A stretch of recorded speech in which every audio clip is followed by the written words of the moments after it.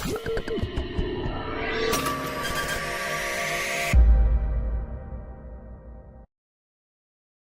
Children, இப்போ பார்க்க போகிற வீடியோ உங்களுக்கு பிடிச்சிருந்ததுன்னா லைக் பண்ணுங்கள், ஷேர் பண்ணுங்கள், கமெண்ட் பண்ணுங்கள், மறக்காமல் hello children, welcome back to our channel trending அபி.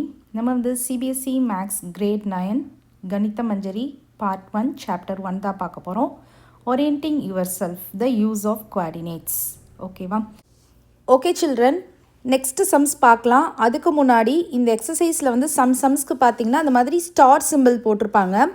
இந்த ஸ்டார் சிம்பிள் எதனால் போடுறாங்க அப்படின்னு சொல்லி பார்த்தீங்கன்னா, இந்த சம்ஸ் எல்லாமே வந்து ஒரு சேலஞ்சிங் சம்ஸாக இருக்கும். நமக்கு வந்து மோர் எஃபர்ட் வந்து தேவைப்படும். ஓகேவா? ஒரு ப்ராட் மைண்டடோடு நீங்கள் திங்க் பண்ணுற மாதிரி இருக்கும்.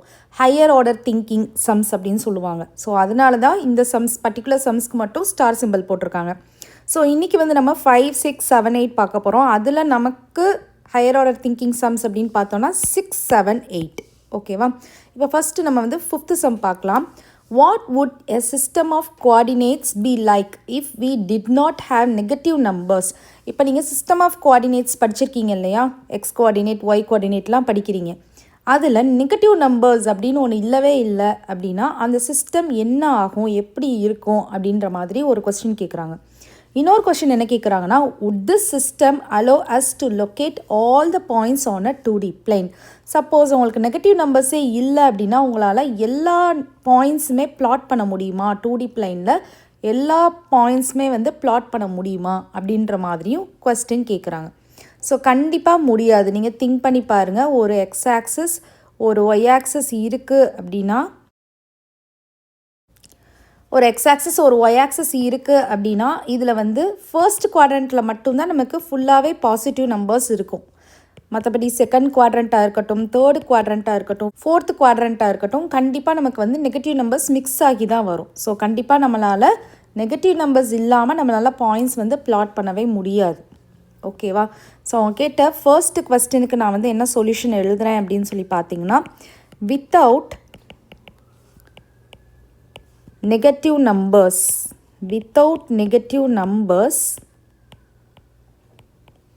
the coordinate system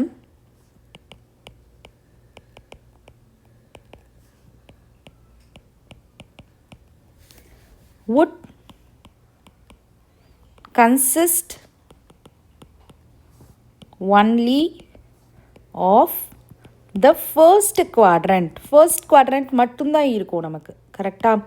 so that என்ன ஆகும், நமக்குரிய அந்த எக்ஸ் கோஆர்டினேட், அந்த ஒய் கோஆர்டினேட், அந்த எக்ஸுன்றது வந்து greater than or equal to 0வாக இருக்கும் அந்த ஆரிஜினோட நமக்கு சேர்றப்போ. கரெக்டாக? அதே மாதிரி ஒய்யும் நமக்கு எப்படி இருக்கும், greater than or equal to 0வாக இருக்கும். மற்றபடி நெகட்டிவ் நம்பர்ஸே இருக்காது. ஸோ இதுதான் உங்கள் ஃபர்ஸ்ட்டு கேட்டிருக்க கொஸ்டினுக்கு ஆன்சர். நெகட்டிவ் நம்பர்ஸ் இல்லை அப்படின்னா கோஆர்டினேட் சிஸ்டம் எந்த மாதிரி இருக்கும் அப்படின்னு கேட்டிருந்தாங்க இல்லையா? அதுக்கு வந்து without negative numbers, the coordinate system would consist of only the first quadrant like x is greater than 0 and y is greater than 0. So one more question என்ன கேட்டிருந்தாங்க, would this system allow us to locate all the points on a 2D plane அப்படின்னு கேட்டிருந்தாங்க. கண்டிப்பாக இதுவும் நம்ம பண்ண முடியாது. So இதுக்கு வந்து செகண்ட் கொஸ்டினுக்கு ஆன்சர் வந்து பார்த்திங்கன்னா, அந்த கொஸ்டின்லேயே செகண்ட் சப்டிவிஷனுக்கு ஆன்சர் வந்து பார்த்திங்கன்னா, no, this system would not allow us to locate all points on a 2D plane. ஏன் அப்படின்னு சொல்லி பார்த்தீங்கன்னா, we would be unable to represent any points that lie to the left of y-axis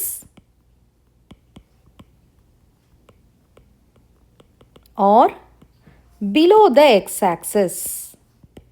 நீங்கள் இது எல்லாமே நீங்கள் உங்களோட ஓனாக எழுதிக்கலாம். பட் மெயினான டேர்ம்ஸ்லாம் வந்திருக்கணும். ஓகேவா? ஸோ இந்த சிஸ்டம் வந்து அலோவ் பண்ணாது. நம்மளால் எல்லா பாயிண்ட்ஸும் மார்க் பண்ண முடியாது. ஒரு 2D பிளைனில் லொக்கேட் பண்ண முடியாது. ஏன் அப்படின்னு சொல்லி பார்த்தீங்கன்னா, நம்மளால் இந்த எக்ஸ் ஆக்சஸ் எக்ஸாக்ஸஸ்க்கு கீழே இருக்கிற பாயிண்ட்ஸ் எதையுமே நம்மளால் ப்ளாட் பண்ண முடியாது. ஏன்னா இங்கேயும் நமக்கு நெகட்டிவ் கமா நெகட்டிவாக தான் இருக்கும். கரெக்டாக? இங்கே நமக்கு பாசிட்டிவ் கமா நெகட்டிவாக இருக்கும்.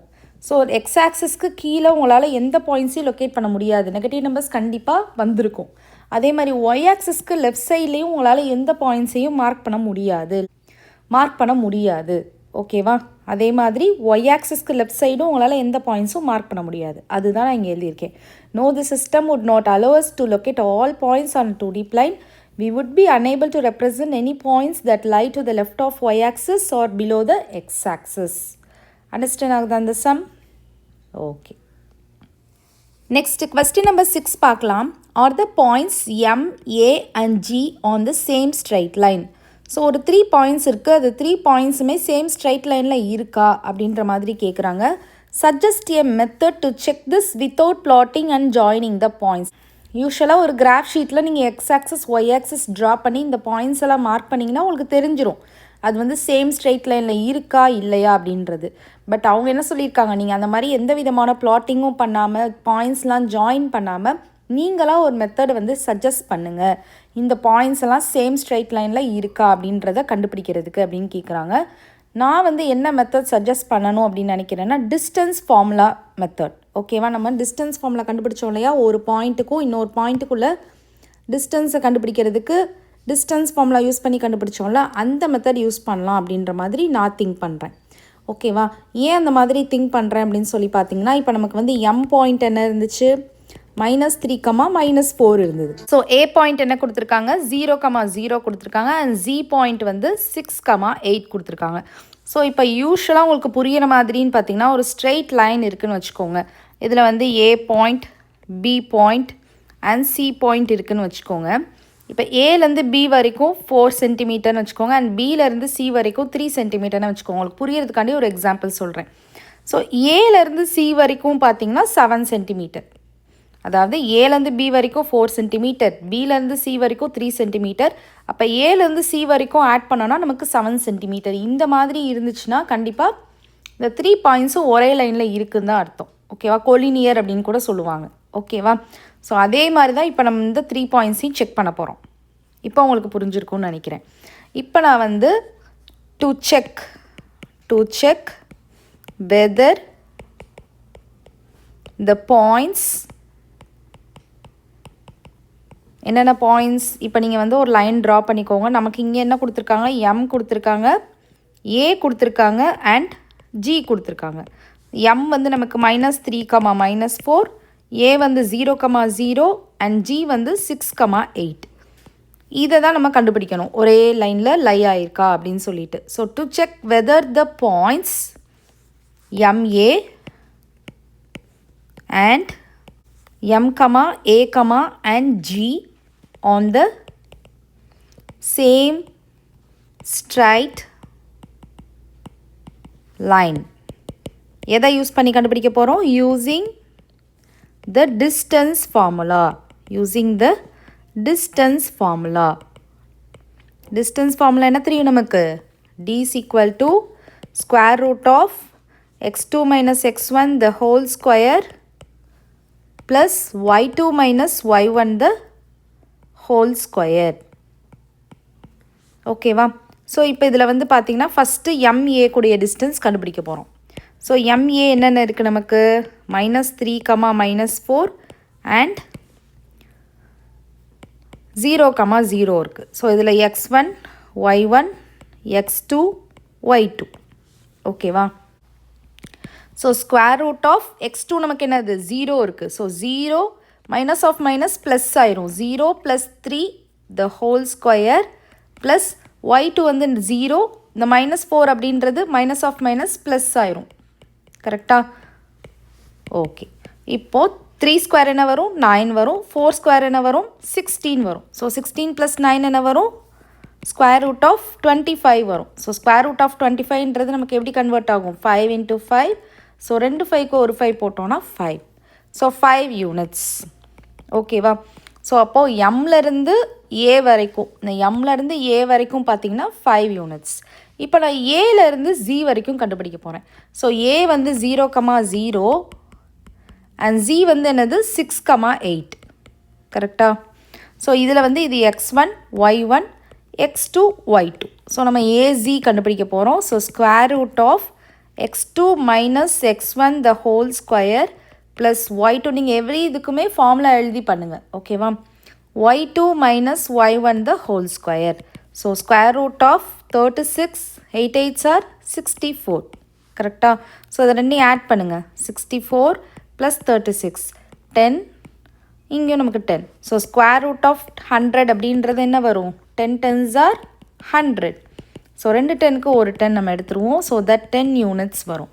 அப்போது இந்த லைனில் பார்த்தீங்கன்னா ஏலேருந்து ஜி வரைக்கும் 10 யூனிட்ஸ். அப்போது நமக்கு கண்டிப்பாக எம்லேருந்து ஜி வரைக்கும் பார்க்குறப்ப 15 வரணும். வந்துச்சுன்னா நீங்கள் பார்க்குற மாதிரி 3 பாயிண்ட்ஸுமே ஒரே லைனில் இருக்குது அப்படின்ற மாதிரி அர்த்தம், ஓகேவா?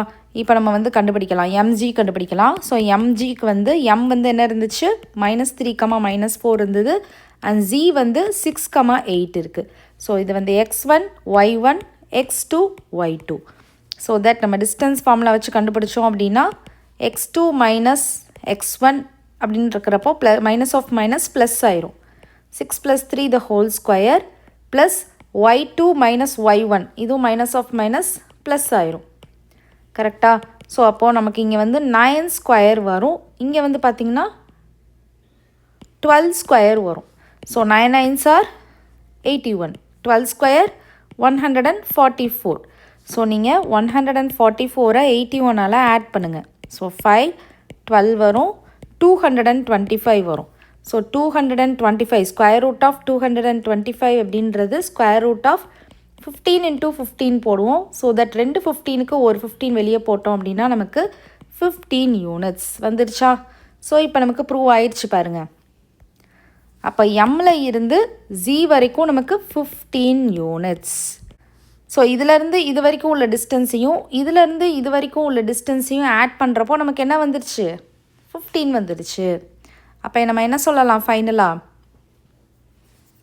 MA plus AG is equal to 5 + 10, that is equal to 15. இந்த 15ன்றது என்னது? MG, that is equal to MG. So that அப்போ நம்ம என்ன சொல்லலாம்? Therefore the points M, A, G lie on the same straight line. Same straight line. Understand ஆகுதா உங்களுக்கு இந்த sum? Okay.